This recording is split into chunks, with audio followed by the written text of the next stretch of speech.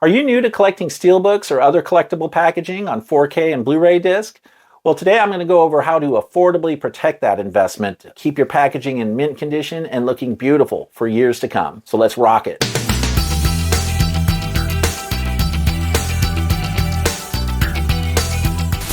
Hey everyone, welcome back to the channel. I'm Fuzz. So I know a lot of physical media collectors out there who've been at it for a long time are way ahead of me on this. But today I just wanted to take it back to basics a little bit for those who are new to collecting, or maybe you're just new to collecting steelbooks and caring about things like limited edition packaging. We have new collectors entering the collecting arena all the time, so I assume there are others out there who found themselves new to steelbooks like I did a year or two ago. When I first got back into collecting a few years ago, I didn't really care about things like packaging, right? All I cared about was having a disc, amaret case, and some insert art. I didn't think about slipcovers. I didn't think about steelbooks or anything like that. And usually steelbooks were more expensive, so when I did notice them, I just didn't want to spend that kind of money just for extra packaging. But over the last couple years, my thinking has kind of changed on that. I've started to buy steelbooks for certain things, but I still only buy steelbooks occasionally. I'm more of a slipcover guy than a steelbook guy. But I do like steelbooks. Sometimes they have incredible art that just blows away whatever's on the slipcover.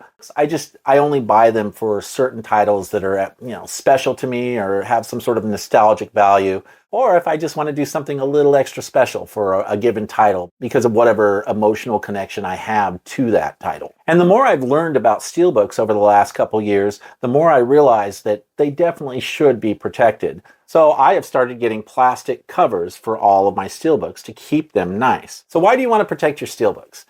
The main reason is the steelbooks are very delicate. They can get scratched up and dinged up and broken pretty easily. Sometimes they can even break at the hinges here, and then you're stuck with two separate pieces of metal that aren't attached to each other. That's a problem, right? With a standard amaret case, if it breaks, all you got to do is take out the insert art and swap out the case, and you're good to go. The problem with the steelbook, though, is if the case breaks, the case is the art, right? So you're kind of shit out of luck if the case breaks on you. And I have heard that it's not uncommon for the hinges to break on these things. It doesn't happen all the time, and I haven't had it happen with any of my steelbooks, but I've seen a lot of horror stories on social media, people posting pictures of their broken steelbooks, and it's just a mess. And what first got me thinking about protecting my steelbooks was a couple releases that came out that already had plastic slipcovers as part of the design, namely Event Horizon, right? Steelbook that comes with a printed slipcover, right? But it's a nice clear plastic slip. And I thought that was really cool because I figured, well, if by chance my steelbook ever breaks at the hinges, I'll at least have something to keep them together in, so that they won't just be two pieces just sitting there on the shelf. I'll actually be able to keep everything together. And that's what did it for me. Reservoir Dogs also had a very cool, clear slipcover. So I'm going to recommend a couple different covers that I use, and I will put links in the description so you can check it out. So the go-to for a lot of collectors seems to be these Malko slipcovers or plastic covers. That's what I'm using on my training day, and also editions like Fright Night. I like these Malko ones the best. But they are a fairly snug fit on the steelbooks. There's enough room, check out Nope here. There's enough room for you to actually put the J card wrapped around the steelbook if you prefer it that way. I don't prefer it that way at all. I actually like to take these J cards and fold them in half and then just put them under the booklet clip inside the case. But some people I think like to have them look like they did when they were new. So I don't normally keep mine like this with the J cards in there like that. I just did this for you for demonstration purposes, just to show that the J cards will fit in these Malko protectors. That's assuming, I should say most J cards will fit in these Malko protectors, as long as they're like a relatively thin, glossy paper stock, like that you often see with most of these, it should work. But it's a pretty snug fit. So it's not going to fit like, Malko will not fit like a steelbook for Running Man that already has a slipcover on it, right? Those Malko ones are too tight for that. This will not fit in there. Actually, this won't fit in the other one I'm going to recommend as well. So yeah, the Malko one's great. And the other thing I like about these Malko slips is that they also have these locking tabs that are kind of hard to see, but I'll do it on here with my Fright Night. I think you'll be able to see it. Now, I don't have any fingernails. You can just pop your fingernail out and pop those locking tabs. But I really like, oops, sorry, I dropped my knife. I really like these locking tabs. They're right there. They're at the top and the bottom. And all you do to get them open is you just pop the knife and they just pop right open like that. Right? They come right out, and it's hard to see with the reflection, but you get the idea. So I really like those. And by the way, no, the blade doesn't come into contact with the steelbook at all when I did that. There's a flap there. And so, but these are great. I really like these Malko protectors. They're not good for slip-covered units, but if all you have is a steelbook and maybe a thin J-card, they are good for that. The other thing I wanted to say I like about these Malko covers is they actually have this nice little protective film on it, so you can keep fingerprints from getting all over it while you're assembling these and then putting your steelbooks in them. So I actually really like that. It makes them look even nicer, and get a nice clean surface there once you get these on. Now, there is another version that I use that are slightly bigger than the Malko protectors. Now, this is just a generic protector. I got it from Amazon. It goes under the brand name SuperDi or SuperDi. I'm not sure how it's pronounced, but it's basically a generic cover. It's one of those deals where you have multiple sellers on Amazon all selling the same product, and it's basically the same generic product, right? There's no brand name on this protector like there is with the Malko protectors. They actually have the Malko protectors actually have the Malko etched in the bottom there. I doubt you can see it, but these don't. These are just straight. These are a little bit bigger, so where these come in handy is if you have any slip-covered standard amarays with slip covers that you want to protect. You can use these for steelbooks and you'll have a little bit more room there, but they're still not quite thick enough to hold the Running Man steelbook with slipcovers. So these have a limit. About the thickest thing that I've been able to put in one of these is the Severin Four Flies on Gray Velvet, the Dario Argento film. Now, I don't actually put a lot of my slip-covered editions in covers. It's only certain ones like this that are like extra special and that I want to kind of elevate and give them a little extra protection. But these SuperDi covers will hold most slip-covered standard Amaray cases with slipcovers, or I should say most standard Amaray cases that are sold in the U.S. It's a little bit different if you're going into like the Aero or European, or I don't know if it's just the UK or if it's over in Europe, where they have these thicker editions, right? The cases are a little thicker. I think they're like 14 or 15 millimeters instead of the slimline ones that we get here in the US. I have found that these Aero editions will fit inside the SuperDi covers, but it's a real tight fit and it might be kind of a pain to get it out. It wasn't so snug that it, caused any damage or problems to the slipcover, but it's just not a comfortable fit.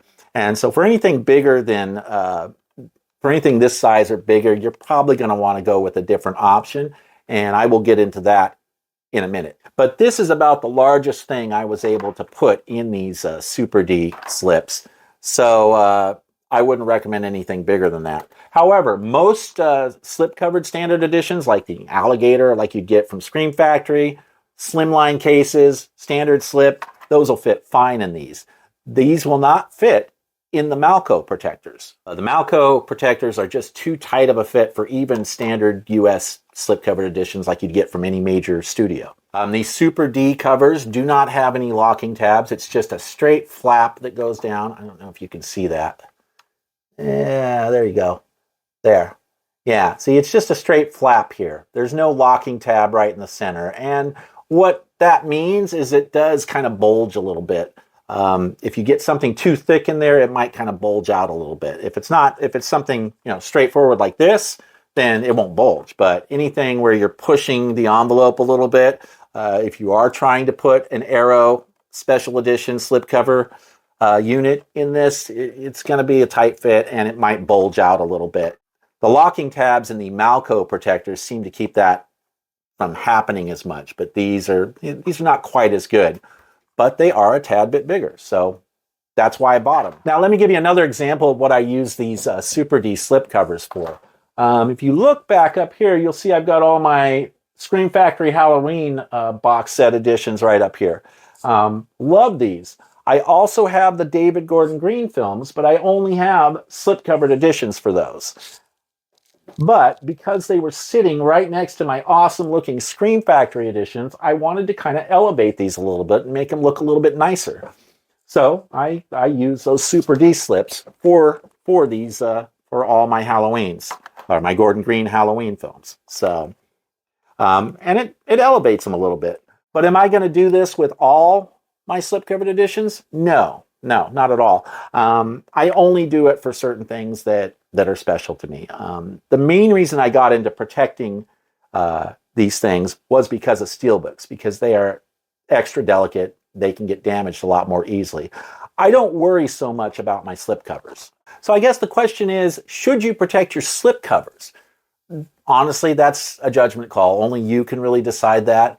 Some slipcovers are more valuable than others. It really just depends. My Dario Argento 4 Flies on Gray Velvet, this was only available for a few days on Black Friday, and now it's gone, and that's it. You can't get it. This was a pricey item, so I wanted to protect this particular slipcover. But other slipcovers, I might not be so concerned about. It really just depends on what it is. And by the way, if you're enjoying the content, please do me a favor and subscribe to the channel, and don't forget to hit that notification bell as well so you can be alerted whenever I post cool stuff. And also, please like the video. It really does help with the algorithm. Thank you.